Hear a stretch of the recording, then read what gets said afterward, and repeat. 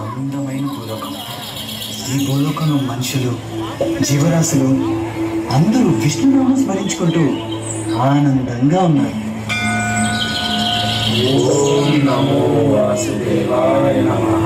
ఓం నమో వాసుదేవాయ నమః. అలాంటి భూలోకంలో అసురుల అరాచకం. అసురులు వస్తున్నారు. వచ్చేది అసురుల మహారాజు, మా అన్న హిరణ్యకశుడు.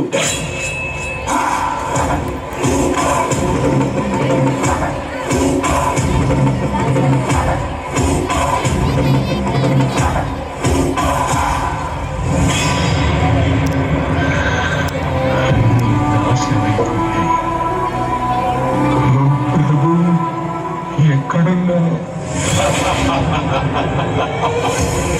అసంభవం. మీరేమైనా చేసుకోండి, అన్నిటినీ నాశనం చెయ్యండి, మమ్మల్ని మా నాగరికతని ఎంతైనా దోచుకోండి. ఒకదాన్ని మీరు ఎన్నటికీ దోచుకోలేరు. మాకున్న పరమ భక్తి విష్ణు పట్ల. ఓం నమో భగవతే వాసుదేవాయ.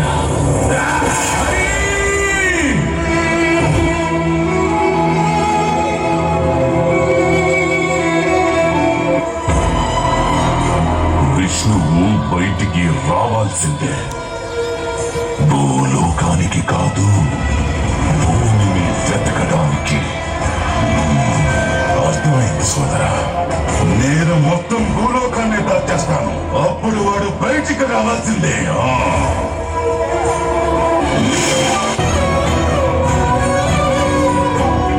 నీచుడా, అర్థముడా, కానీ నాకు చూపించేందుకు నీకేమాత్రం సిగ్గనిపించడం లేదా?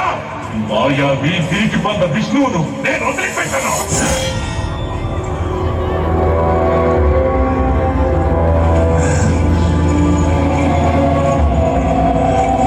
ప్రహ్లాద, నీ విష్ణువు అంతటా వ్యాపించి ఉంటాడు కదూ? అలా అయితే అతని స్తంభంలో కూడా ఉండాలిగా.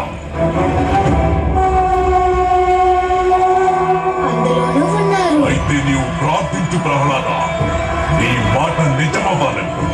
ఒకవేళ అతని ఈ స్తంభంలో లేకపోతే గనక ఈ రోజు ఈ హిరణ్యకశిపుడు ఈ నిండు సభలో అందరి సమక్షంలో ఖడ్గంతో నీ శిరస్సును ఖండించగలడు.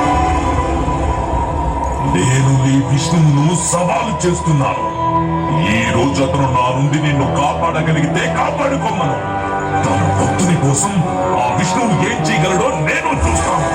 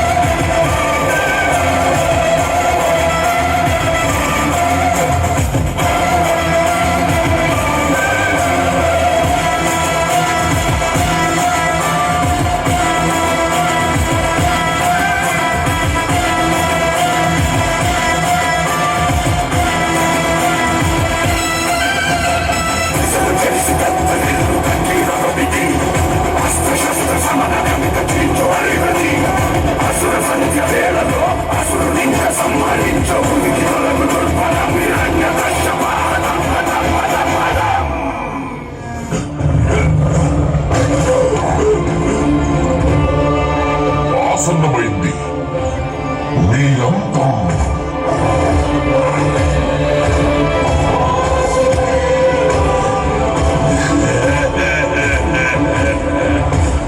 నా మృత్యు లోపల కానీ వెలుపల కానీ సంభవించదు.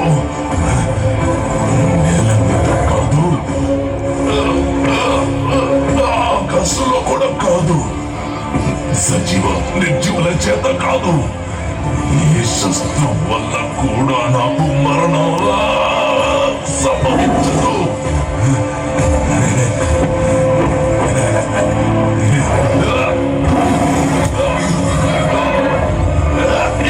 ఏమైంది?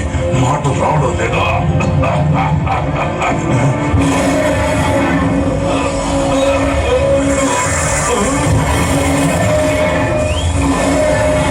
హిరణ్యకశ్యపు, నీకిదెప్పుడు అర్థమవుతుంది?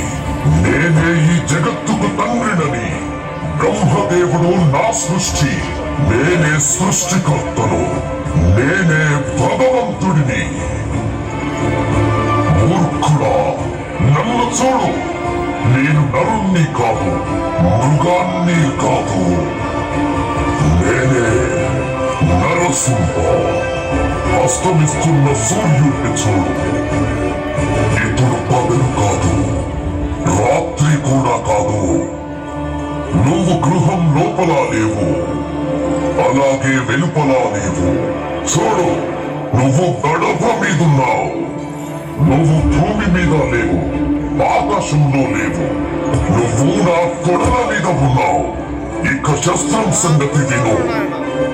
నా గోళ్లను బాగా చూడు. ఇది సజీవము కాదు, నిర్జీవ